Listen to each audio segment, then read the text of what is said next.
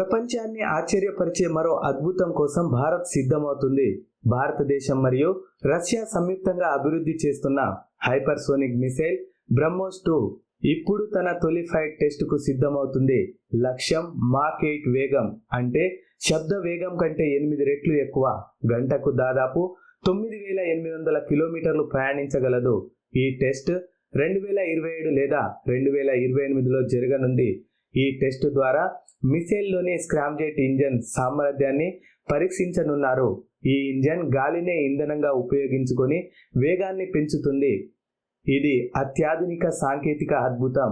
మాక్ 8 వేగంలో ప్రయాణించేటప్పుడు మిసైల్ మీద ఏర్పడే తీవ్రమైన వేడి, ఒత్తిడిని తట్టుకునేలా ప్రత్యేక మెటీరియల్స్ ఉపయోగిస్తున్నారు.